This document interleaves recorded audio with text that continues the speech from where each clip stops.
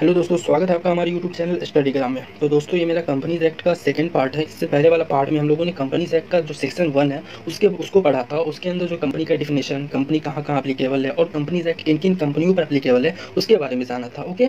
और इस वीडियो में हम लोग टाइप्स ऑफ कंपनी के बारे में जानेंगे कि कंपनीज एक्ट में कितने टाइप्स की कंपनियाँ। ओके, तो चलो आज का वीडियो स्टार्ट करते हैं।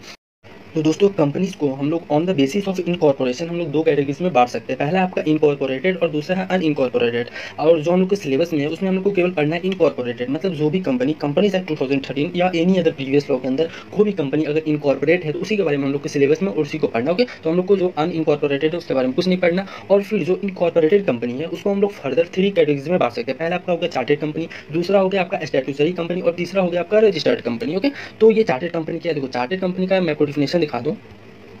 चार्टेड कंपनी का डिफिनेशन जो ये है, लेकिन यहाँ से आपको कुछ नहीं समझ में आएगा। मैं सिंपल वर्ड में अगर बता दूं, chartered company are those company which is made by a queen और किंग। मतलब क्या है ना कि पहले के ज़माने में ऐसा होता था कि अगर किसी भी कंपनी को इनकॉर्पोरेट कराना था तो वो जब कि अभी भी है बहुत सारे ऐसे देश में कि कोई भी कंपनी को अगर इनकॉर्पोरेट कराना तो वहाँ पर जो किंग और क्वीन रहता वो लोग एक चार्टेड पास करके एक कंपनी बना देता था। फॉर एग्जाम्पल देख लो, जैसे ईस्ट इंडिया कंपनी जो कि अपना खुद इंडिया में बना था, जो मेरा आज़ाद भारत से पहले जब इंडिया में ईस्ट इंडिया कंपनी आई थी तो उस टाइम ये जो ईस्ट इंडिया कंपनी बनी थी वो किसी भी कंपनी एक्ट के अंदर नहीं बना था। उसका खुद से अलग एक एक्ट बनाया गया जो चार्टेड पास करके जो क्वीन था या किंग था यहाँ उस टाइम में जो इंडिया का था, उन्होंने कंपनी बनाया था। जो ब्रिटिश किंग और क्वीन था उन्होंने ये कंपनी बनाया, ईस्ट इंडिया कंपनी, एक चार्टेड पास करके। ओके, फिर मेरा जो दूसरा है वो है आपका आता है स्टैट्यूटरी कंपनी। अब देखो, स्टैट्यूटरी कंपनी क्या होता है ना, मतलब ये कोई एक स्पेशल एक्ट के द्वारा बना जाता है। सपोज करो अगर आप किसी यूनिवर्सिटीज़ में पढ़ते हो या कोई भी अगर प्रोफेशनल कोर्स करते हो, फॉर एग्जाम्पल अगर मैं बात करूँ, जैसे अगर मैं कोलकाता यूनिवर्सिटी में पढ़ता हूँ तो कोलकाता यूनिवर्सिटी जो बना हुआ वो एक स्पेशल एक्ट के द्वारा बना हुआ है। दैट मीन्स कि जो भी कोई ऐसा कंपनी जो किसी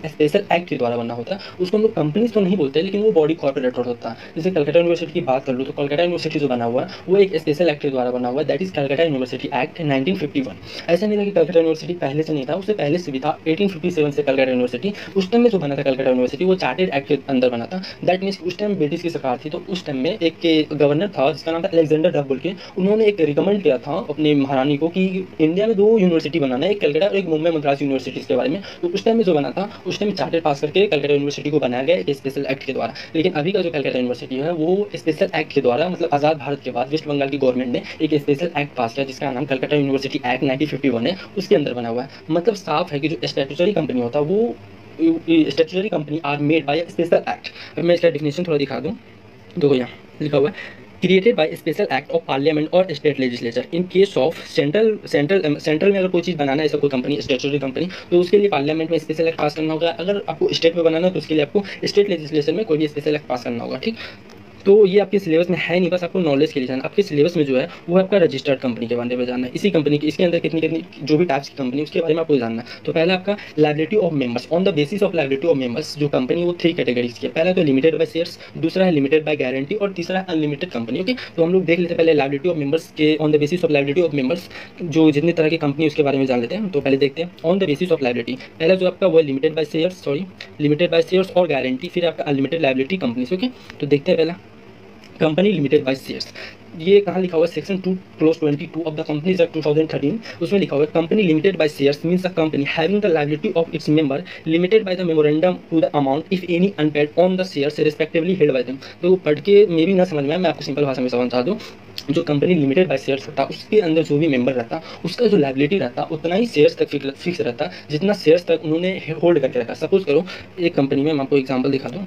सपोज करो एक कंपनी में एक एक्स बोल के एक है शेयर होल्ड मेंबर जो 10 रुपीज़ का शेयर्स हेल्ड करके है। दूसरा वाई है जो कि आपका 12 रुपये करके। ओके, और इन्होंने शेयर्स का मान लो 4 रुपया पेड कर दिया तो 6 रुपया बाकी है, और इन्होंने मान लो 8 रुपये पेड कर दिया तो इसका 4 रुपीज़ बाकी। ओके, तो कल को अगर कंपनी वाइंडिंग अप होती है या फिर कल को कंपनी को फंडिंग की जरूरत पड़ती है तो ये दोनों मेंबर एक्स और वाई केवल 6 और 4 रुपीज़ के लिए लायबल हैं। या देखो, ये ऐसा नहीं है कि जो कंपनी का लायबिलिटी है वो लिमिट है, नहीं, कंपनी का जो लायबिलिटी है वो अनलिमिटेड है, बट जो मेंबर का लायबिलिटी है वो एक्स के केस में जो हम लोगों ने एग्जांपल लिया उस केस में केवल 6 रुपये के लायबल है। जितना अनपेड शेयर्स का वैल्यू है उतना ही तक लायबल है, और वाई केवल 4 रुपये के लायबल है। ये क्या हो सकता है, या तो वाइंडिंग अप के लिए इसको ले ले या फिर आपका कंपनी के ऑपरेशन चलाने के लिए अगर कभी फंडिंग की जरूरत पड़े तो उस टाइम भी ये आप चुका सकते हैं। देखो यहाँ लिखा हुआ इसका जो फीचर्स है, company allowed shares to the members. Okay, ये जो कंपनी है वो अपने मेंबर्स को शेयर अलाउड कर सकती है। दूसरा liability of members is limited to the amount unpaid on share held. हम आपको पहले भी देखा कि 10 रुपये का शेयर था मेरे एग्जांपल में, जिसमें 6 रुपये का वो शेयर का जो वैल्यू था उन्होंने पेड कर दिया, 4 रुपये का बाकी था अनपेड शेयर्स वैल्यू, तो उतना ही रुपये तक वो मेंबर लाइबल है। ओके,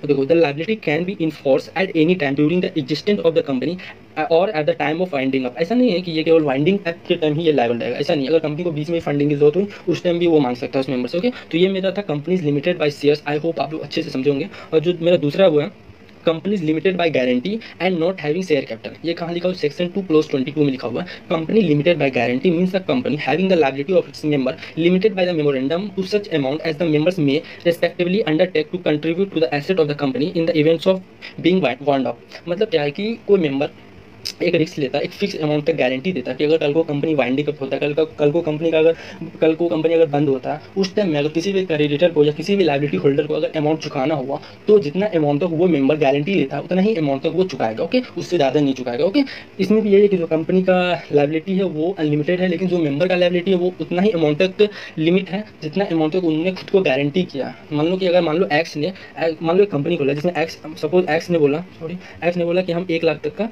गारंटी देते। ओके, 1 लाख तक का गारंटी देते, तो कल को ये कंपनी जो वाइंड अप होगा, बंद होगा, तो उस टाइम में केवल 1 लाख तक रुपया ही एक्स देगा। ठीक, और इसका फीचर्स क्या है देखो। The members undertake to contribute a fixed amount to the asset of the company called guarantee at time of joining the company. Company does not allow shares to the members. ये अपने members को shares allowed नहीं कर सकता। देखो, ये called guarantee at time of joining the company, मतलब जिस टाइम वो कंपनी में ज्वाइन हुआ उस टाइम में उन्होंने एक फिक्स अमाउंट तक खुद को एज अ गारंटी दिया कि अगर कल को कंपनी बंद होता है तो इतना अमाउंट तक हम आपको पेड करेंगे। Okay, the amount of guarantee may differ from member to member. अब मान लो लॉट्स ऑफ मेंबर रहेंगे कंपनी में, तो सब अलग अलग मेंबर अलग अलग तरह का अमाउंट का गारंटी देंगे। ठीक, फिर the liability can be enforced only eight the time of winding up. देखो, हम लोग जो लिमिटेड बाय शेयर्स ऊपर में पढ़े थे उसमें क्या था ना कि बीच में अगर ऑपरेशन चलाने में भी अगर कंपनी को जरूरत पड़ा फंडिंग का तो वो मांग सकता है। लेकिन इस वाले केस में जो आपका है कंपनी लिमिटेड बाय गारंटी, इस केस में क्या होगा, जब कंपनी बंद होगा उसी टाइम मेंबर लायबल है, उससे पहले नहीं है। ओके, फिर आपका ये हो गया। फिर आपका जो सेकंड है वो है companies limited by guarantee and having share capital. देखो, ये इसका भी सेम वैसा ही है। इसका देख लेते फीचर्स क्या है। The members undertake to contribute a fix amount to the asset of the company called guarantee at the time of joining the company. Same वैसा ही है। उसमें क्या था ना कि शेयर्स को अलाउड नहीं कर सकते, इसमें company also allowed shares to the members. इससे पहला जिसमें क्योंकि वो विदाउट शेयर्स था, तो उसमें जब शेयर्स था ही नहीं तो मेंबर्स को कैसे अलाउड करेगा। इसमें है company limited by guarantee and having share capital, तो इसमें company also allowed share to the member. Okay, liability of members is two fold. पहला जो है आपका वो limited to the amount of guarantee, जितना का मेंबर ने गारंटी दिया जितना अमाउंट का उतना अमाउंट तक लायबल है, और दूसरा limited to the amount unpaid on shares held, जितना का उन्होंने शेयर्स हेल्ड किया और मान लो 10 का शेयर्स हेल्ड करके 6 रुपये पहले पेड कर दिया और 4 रुपीज़ बाकी है, तो उतना ही अमाउंट तक वो लायबल रहेगा। ओके, फिर मेरा liability towards amount of guarantee can be enforce only eight the time of winding up. मतलब जब कंपनी बंद होगा उसी टाइम ये लोग लायबल रहेगा। ओके, उससे पहले नहीं रहेगा। ओके, फिर हम लोग का जो आता है अनलिमिटेड कंपनीज। देखो, ये बहुत ही इंपॉर्टेंट है अनलिमिटेड कंपनीज। अब अनलिमिटेड कंपनीज मतलब क्या हुआ कि इसका जो मेंबर्स का लायबिलिटी है वो अनलिमिटेड है। ओके, तो यहाँ जैसे लिखा हुआ सेक्शन 2 क्लोज 22 में लिखा हुआ है unlimited company means a company not having any limit on the liability of its member. अब सपोज करो कंपनी बनता क्यों है कि जो मेंबर का लायबिलिटी है वो लिमिट रहा है, फिर अनलिमिटेड कंपनीज को खोलने की जरूरत क्यों पड़ी। सपोज करो अगर कोई भी एक न्यू स्टार्टअप कंपनी है, मान लो एक्स एक न्यू स्टार्टअप कंपनी, ये गया क्रेडिटर के पास, बोला कि मेरे को 10 लाख का माल दो, तो सामने वाला देखेगा कि ये स्टार्टअप कंपनी, इसके पास अभी इतना फंडिंग है नहीं, तो कल को अगर मान लो बंद हो गया तो ये चुकाएगा कैसे। ठीक, तो इसके लिए वो बोलता है कि अरे मानो कंपनी कल को अगर बंद होता है तो इसके जो मेंबर का लायबिलिटी वो अनलिमिटेड है, तो आप मेंबर का जो लायबिलिटी अनलिमिटेड है तो उससे आपको चुका देगा, मेंबर लोग तो चुका सकता है ना, इसलिए इस तरह की कंपनीज को खोलने की जरूरत पड़ी। नहीं तो नॉर्मल क्या था, पार्टनरशिप खोल सकते हैं, एलएलपी खोल सकते हैं, उसमें भी तो मेंबर का लायबिलिटी अनलिमिटेड रहता है। लेकिन कंपनी से अनलिमिटेड खोलने का मकसद यही होता है कि सामने वाले को अगर ट्रस्ट नहीं है, अगर कोई भी ऐसा लायबिलिटी होल्डर जिसको ट्रस्ट नहीं है कि अगर कल को कंपनी बंद हो जाए तो फिर हम किससे पैसा मांगेंगे, इसलिए मेंबर्स का जो लायबिलिटी उसको अनलिमिटेड कर दिया जाता है। ओके, तो हम लोग डेफिनेशन देख चुके, फिर आपका थोड़ा फीचर्स देख लेते क्या क्या। The members will be liable for all the debts of the company.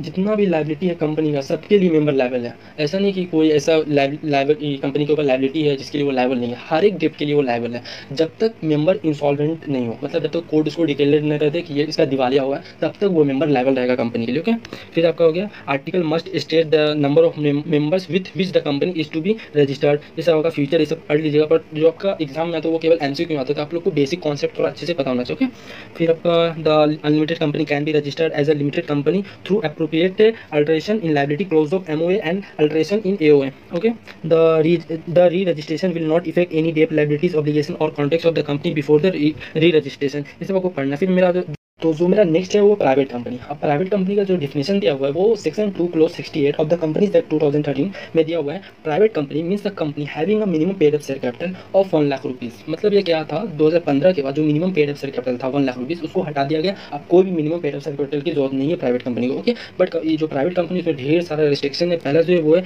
Restricts the right to transfer its share, जो उसका शेयर्स है वो ट्रांसफर नहीं कर सकता पब्लिक में। ओके, फिर आपका जो accept in case of 1% company, 1% company को छोड़कर जो लिमिट्स है इसके मेंबर्स का वो 200 है। Okay, limits the number of its member to 200। Okay, फिर provided that where 2 or more person hold 1 or more shares in a company jointly they shall for the purpose of disclose be treated as a single member. Suppose करो X और Y दोनों ने मिलकर एक किसी एक company का एक शेयर होल्ड किया। ओके, तो क्योंकि वो दोनों ज्वाइंटली मिलकर होल्ड किया है इसलिए वो दोनों जो 2 पर्सन है एक्स और वाई वो सिंगल काउंट किया जाएगा। ओके, फिर आपका प्रोवाइडेड फर्दर दैट मतलब a person who are in the employment of the company, मतलब अगर कोई कंपनी में जॉब करता है वो किसी शेयर को परचेज कर रहा है तो वो कंपनी का मेंबर नहीं काउंट किया जाएगा। ओके, फिर क्या है, person who having been formerly in the employment of the company were member of the company while in that employment and have continue to be members after the employment ceased shall not be included in the number of members. Suppose करो during the employment कोई जो वहाँ जो काम कर रहा था उन्होंने कुछ शेयर खरीदा, ठीक, और वो जो शेयर्स का मालिक था वो अपना जॉब छोड़ने के बाद भी कंटिन्यू रहा, वो भी काउंट नहीं किया जाएगा। ओके,